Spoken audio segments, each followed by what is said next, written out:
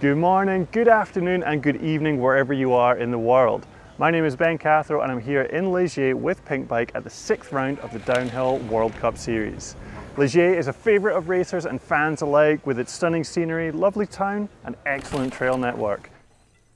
The track here, the downhill track in Ligier, is a brilliant one with varied terrain, line choice, fresh sections, big jumps, hard pack, soft topsoil and an absolute buttload of dust.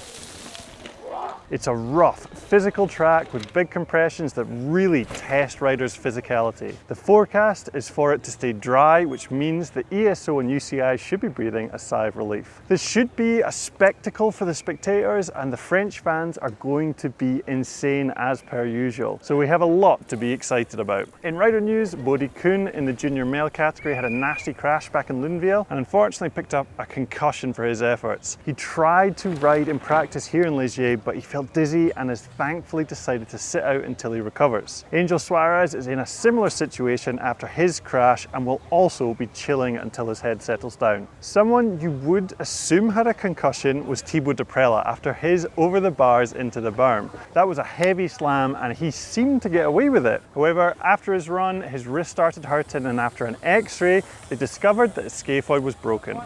That means we won't be seeing the Ligier winner from 2021 this weekend. It's unlikely he'll be able to return for snowshoe, but you can bet he'll try. Scaphoids and Luneville certainly didn't get on, with Charlie Hatton also having some forced downtime after his race run crash, which broke his scaphoid and arm. It's unlikely we'll see him for the rest of the season, and superstitious people will use this as fuel for the world champ's jersey curse. It is some high quality fuel though, it's pure liquid hydrogen. Final snippet of bad news is that Towball himself, Eddie Masters, smashed a knuckle at the EWS last week and will also be missing the last few rounds of downhill and EWS. We wish him the best. In good news, the American privateer Dylan Maples, who's had some great results at the last few rounds, is moving up in the world. Win Masters wanted to present him the Privateer Award and help him out at the following rounds, but apparently Commencell weren't too keen on that, so they figured out how to keep him on brand and slotted young Dylan into the Commencell muck-off team. I mean, they had 3 spaces available with Amory, Miriam and Thibaut all out, so I'm just glad Win was the catalyst for all of this. In the junior women, Sasha Ernest showed she was back on pace last week after some injuries and will be the danger woman on track this week. I'm excited to see what she can do on this track. In the junior men, it'll be interesting to see how the battle between Chris Hauser and Ryan Pinkerton develops. Ryan has had the upper hand so far this season, but the Union team are absolutely firing on all cylinders and the vibes are flowing. Keep an eye out for the Pinkbike Racing B team riders Nathan Pomfian and Milan Falquet, who will be on it at this home race. How good is the battle between Nina and Valley at the moment?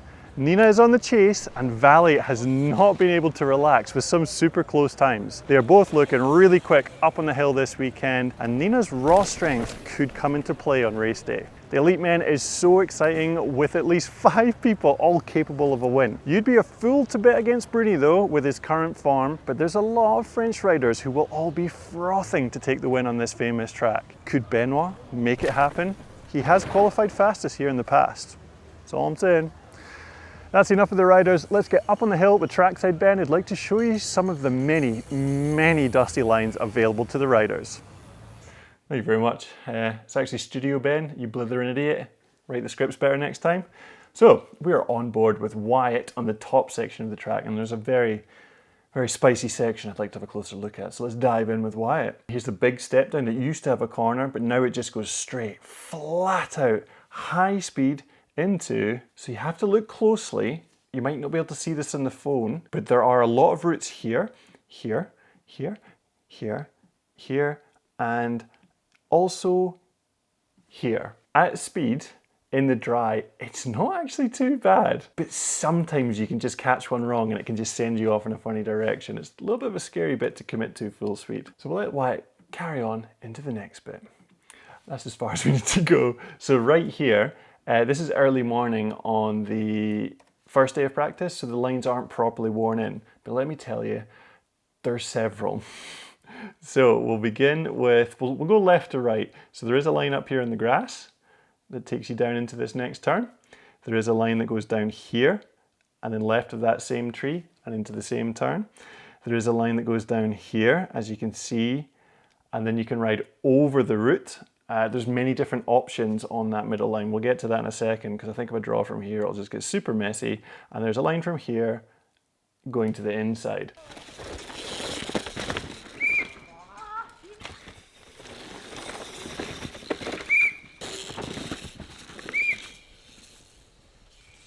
Lots of different options. So you've got a right-hand corner, it's a 90-degree right-hand turn, and it's soft, it's fresh in here.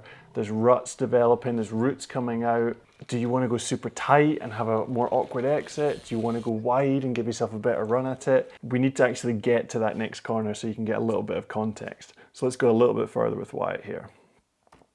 So just before we dive into the next bit, I just want to quickly bring this to your attention because it is super interesting. This middle line has about 5 different ways of doing it. So where Wyatt's wheels are now, you can actually pull up and jump and land on that next bit.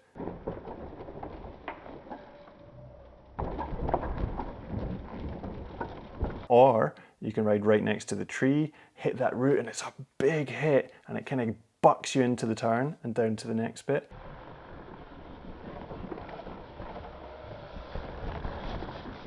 Or some people are even riding along that route and then into the next bit.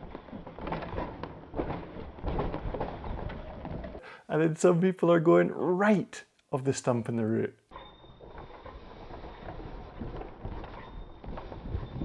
And then into the next bit. There's just like so many different ways of riding one single line. It is personal preference, but if you can remove any things that unsettle your bike as you're going into a turn, that is a benefit. So if you can jump over these or miss them, I'd say that's the better way of doing it. So there was also a line where people were going across here from the middle onto the inside next to pad in between those 2 trees and into the next corner. And it looks super tight, but if you're very precise, you get your speed just right, it is possible to carry good speed, and it's the shortest way through this corner.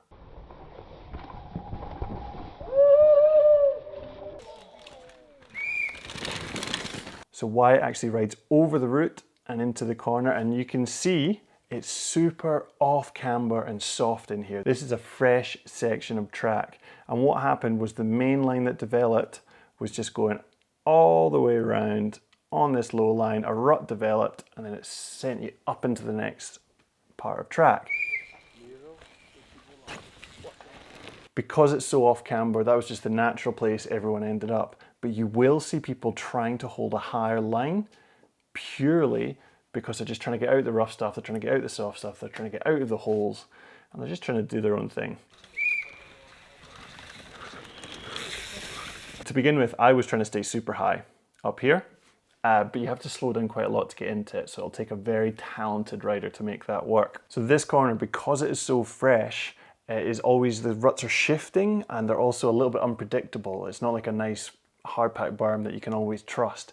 You might push in and it's softer next lap, or a new route's come out. So the people that get this good are either they've found a very consistent line that not many people are on, or they are really good at reading the track as they get to it. They have their eyes up, they see where the rut shifted to, and they know where to put their wheels, or they can tell from looking where they should aim for.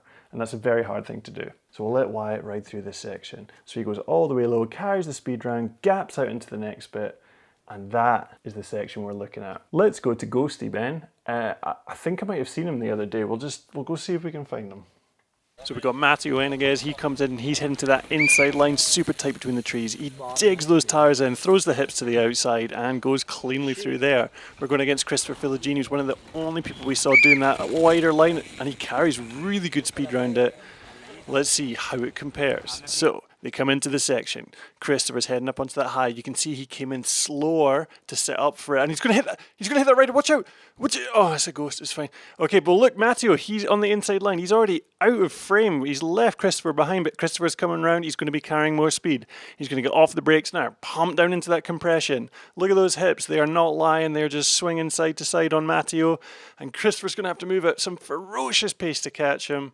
Not going to happen. Matteo by 0.78.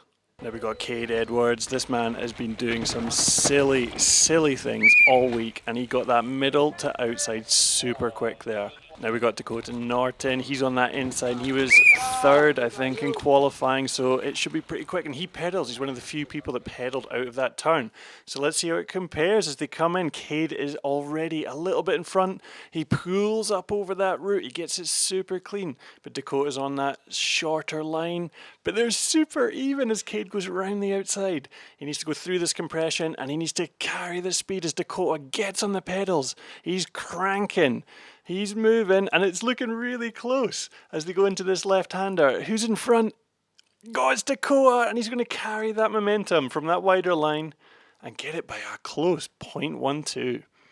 Now we have Andreas Kolb, the man who is on fire this year. He gets that inside clean. He digs the tires in. A couple pedal strokes. That was extremely good. And now we have Ethan Kreck. He was very quick last week. He was a top 10 result, and he's looking super quick through here. Now they both come into the section, and they're both wheel to wheel, super close as Ethan holds it wide open through the trees on that smoother middle line. Kolb goes to the inside, and he's a little bit in front as Ethan is kicking up dust on that outside line. Look at Kolb dig the tyres in. He turns it on a dime, on the gas, but will Ethan carry the speed from that outside line? It's not looking likely. Kolb is chilling around this corner. He gets a good setup. Carries the speed as Ronan Dunn slides into view. It's going to be 0.2 to Kolb, who wins the Ghosty Award with that inside line. And that's it for Pinkbike's Inside the Tape here in Ligier. Make sure you go check out the live feed of the event over on GCN Plus, and stay tuned for our story of the race, which will be out on Monday-ish, kinda, maybe. I'm going to go ride. Yep. Okay, now it's time for Race Ben to go do something. I kind of forget which one I am sometimes. But anyway, in a bit.